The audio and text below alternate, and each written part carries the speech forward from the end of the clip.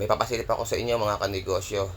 Ito po'y naswertehan natin dahil po yung isang planta is naglilipat po sila ng site. Ngayon po ay sasama lang sila sa basura itong mga klase po ng scrap na to, dahil ito po yung parang ibabayad nila dun sa magtatapon sa kanila ng mga waste nila. Ngayon po natsyempohan ng tao ko na ito'y hiningi lang po nila. At maswerte naman ibinigay sa atin dahil madami naman po at binigay sa atin yung kalahati ng scrap na itatapon na lang nila. Sa mga bugon po, kung tawagin po ito is PE plastic.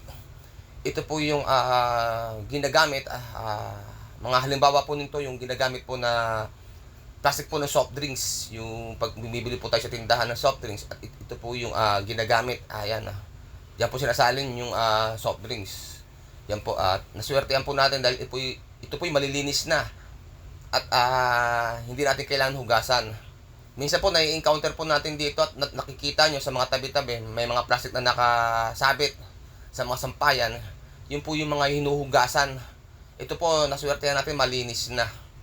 At ang kapalit lamang po nito, itatransfer natin yung molde nila sa isang planta.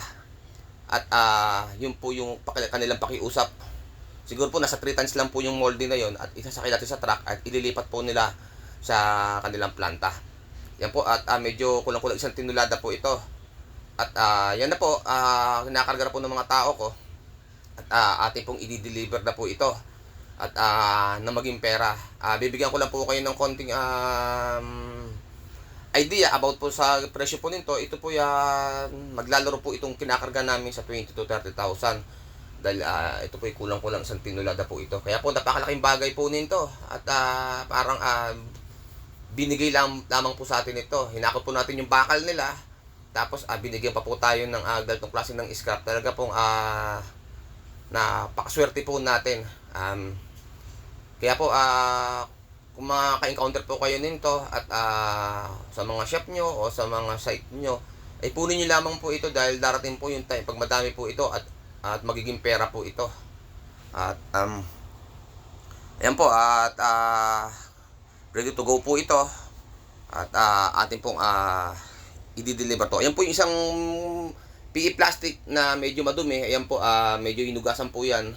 Pero hindi na po namin hinugasan yan. Yan po yung sinasabi ko sa inyo kanina na hinugasan pa. Pero dahil malinis na rin po yan at isasabay na po namin. Ayan po yung natatabi-tabi po namin. At pagka may mga plastic po dito, itinatabi po namin. Ayan po, at isasabay na rin po namin to sa deliver para mas madagdagan po ito at maging isang tinulada. At kaya po mga kanegosyo, huwag niyo pong itatapon yung mga ganitong klase ng plastic.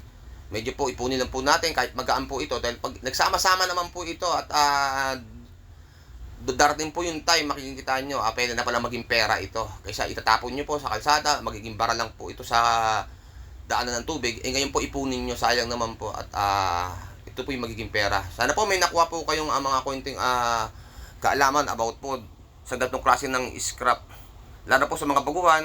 At kung may site naman po kayo na medyo maayos, at atin pong ipunin. Ayan po ang bawat sako po nito bumibigat po ng 40 kilos yung isang sako po na yan.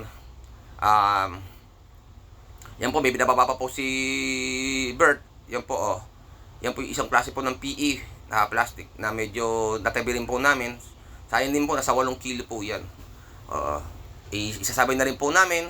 At sana po nagkaroon po kayo ng idea about po sa mga ganitong klase ng scrap. Ito po ko tawagan ay PE. Maraming salamat po and God bless po sa inyong lahat mga kanegosyo.